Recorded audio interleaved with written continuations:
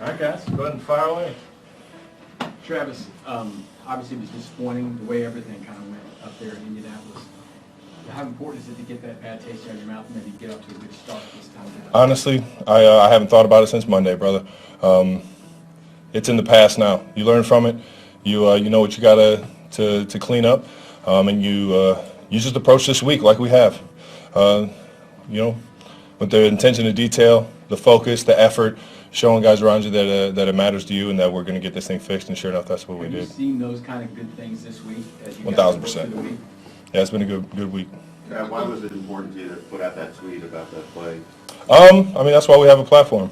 That's why we have that, social media to use our advantage. And I mean, I was disappointed in myself. That I'm sure you could sense that from the tweet. It's just I put a lot into how much I care about what I put out there on the field. You know, I think about this thing 24/7, 365. So it's just I put a lot of pride on myself to be able to make those plays, and sure enough, I got confident I'll make the next one. Travis, you talk about how that it was a good week of practice. In your experience, does that usually translate to Sundays? 1,000%, every single time. Travis, when you come out of that, not to harp on it too much, but do you find yourself thinking more about that than things you did well in that game? I mean, is that the thing that sticks with you? Every single film session I go into, I think of what did I do wrong, whether we win or lose. I got to keep fixing and keep raising the ceiling for me personally so that I can be accountable for everybody else. Travis, Frank was in here before you came in, and he was talking about trash talking as part of football. Yeah. But then he also mentioned that every now and then he will get warned before he crosses a line. In your experience, how often have you been warned before crossing a line or when you got close to it? I've always just crossed it. So I learned not to cross it. Has that line moved since you came in the league? It seems like 1,000%. Is that good or bad? I mean, the league's trying to do something, make it I'm not going to comment too much on that. The league's trying to do the right thing. We're all trying to, make the game better. I don't think that necessarily makes it better. I think I just think that we, as overall, the league has to do a better job of managing situations like that, for sure. And relaying that to the refs. I'm not blaming the refs for anything. You know what I mean? Obviously, it comes from up top in the shield somewhere. So. Well, it's different refs each game too, right? Yeah. I mean, you got to know like who's calling balls and strikes, as it were. When another league kind of thing. I don't know if you were watching last night. Tua got concussed. It looked like, yeah. And he was hurt in the game before, and the union has kind of stepped up about this. You're someone who's been concussed and not come back in a game. Where are we right now as a league between the players' union and the team, and what players want to do? How do you find that line about trusting everyone and doing the right thing? It's a tough line to walk. It is, and I was you're referring to the 2017 Titans game when I got knocked out of the game. Went into halftime thinking that I was just fine. Wanted to go back out there, but obviously hope that Tua is doing okay now. But it's a scary scene. The last thing I would ever want is for my family and friends to see me have to get carted off a field like that after a head injury. I felt bad for him. There's a lot of morale that, sunk to the floor when we saw Tua go through that. So it's just, obviously, like I said, the league's trying to change this game for the better, trying to make it for the better. I know that at the end of the day, even though Titans came back and won the game that I got knocked out of, I still wish I could have been out there with my teammates. That's for damn sure. That was before there was the independent person on the sidelines, right? No, So that might have been the first couple of years of the first year. Right. But yeah. And so you want to go back and play. What's it like for them to tell you you can't? I mean, when you're going through that. Honestly, it was just a lot of frustration, man. Knowing I couldn't go back out there and help the team.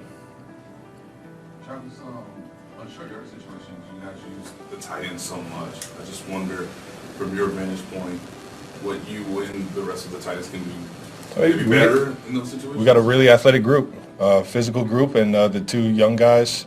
I can't even really call them young because they play like vets, man. They understand the game, they understand the offense, and they understand the intentions of the play caller and what Pat likes.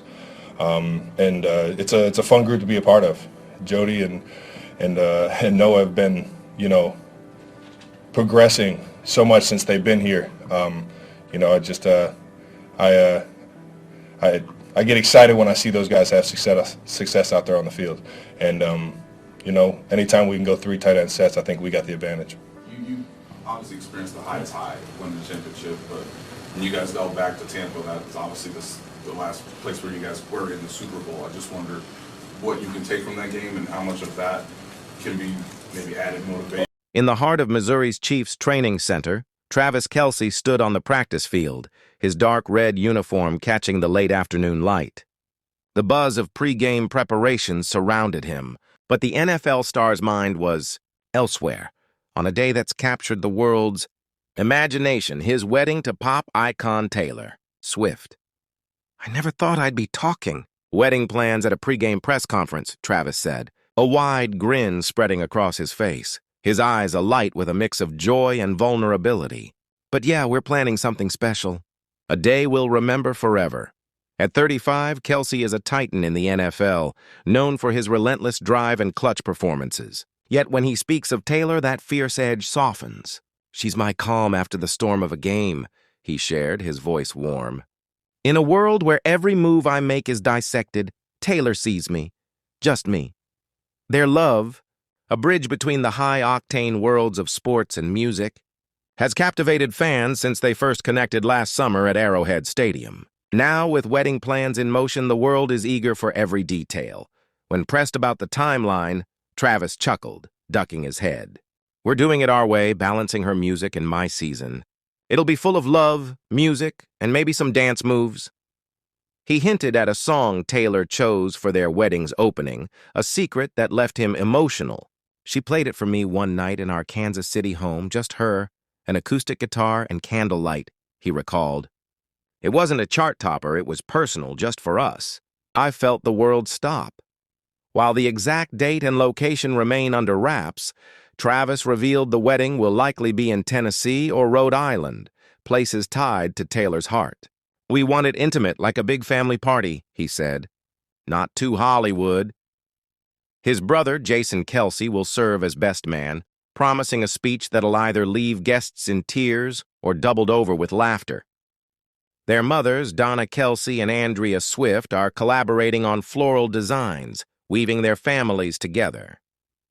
As practice continued behind him, Travis paused, gazing at the field. "I've won Super Bowls, held the Lombardi Trophy," he said softly. "But making Taylor happy? That's my proudest moment." With every detail, flowers, lighting, guests, crafted with love, their wedding promises to be a celebration that leaves the world wanting more.